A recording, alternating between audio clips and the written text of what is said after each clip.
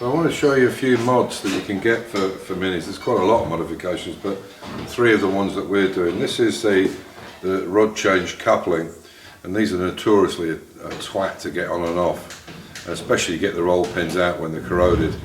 So there's a roll pin in this end which goes on the selector underneath the car, and this one on the actual selector of the gearbox. And as I said, these roll pins are a pain. Now to replace these is about £15. But there's a complete replacement which is called a quick rod change, and basically what this has got, and I'll bring the camera in and show you how it goes on, and this is an easy fit because you've got a C-clip with a pin in it, and obviously you've got one with a bigger hole and a smaller hole, and all you have to do is literally push it into place, and you can see there how it works.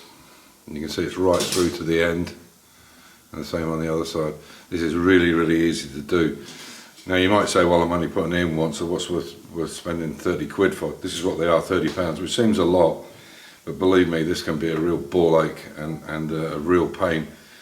Not so bad if you do it on a 4-poster ramp like we've got, but to do this on the floor really is a problem. Anybody will tell you this, and putting the pin into the master cylinder of the brake or the clutch are the two worst jobs, because they're really difficult to get out. And I'll show you, I'll bring the camera and I'll show you how easy this is to fit in comparison. And you really need somebody else, because you need to push the gear over to the reverse, not bring it in to reverse, but push it to one side to get to the roll pin. Very difficult job, and anybody who does Minis will tell you this. So I'll show you how it goes on and how easy it goes on. So like I said, this is the original one, and this, you have to get this roll pin lined up. You can see it's difficult with the gearbox there. The back one's easier, it goes onto the rod, but this front one's a real pain in the arse. So if you replace this with this system, you can see here obviously it's got a countersunk edge on it, and the idea of that is so you can sit up against this shoulder and you can put it in. You put it in underneath the car, pop that into place, and what you do is get it, there you go, done. And you can see there's even less movement. With these there's quite a bit of movement on them because of the roll pin.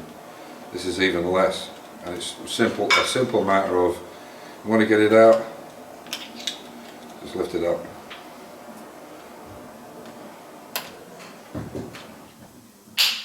There we go. He says, there we go. It's all a matter of pulling it out, taking it off. Nice easy system, very well thought out, whoever thought it out, and easy to change around. So here are some of the mods we're putting on. So these are gas, these are the rear shocks, and these are the front shocks, and they have something like 22 or 25 different positions on them. Really good. I've got them on my E-Type, I've got them on my XK, I've got them on the Minis, all the Minis in fact, have them on. Really good. Not cheap, but well worth it. Well, this is the KAD quick shift, which makes a big difference to the selection of the gears. It's much smoother, more positive, a lot shorter shift. I've got one of these in the track car and the Mini. Really good bit of kit. Come with aluminium gear knob on them if you want them. The next thing is this, which is a quick rack, or it's a 2.2 turns from left to right. Now that might not seem a lot, because I think the standard one's 2.6 or something like that, but on a Mini with positive, really good sharp steering, this makes it even better. And the last thing is these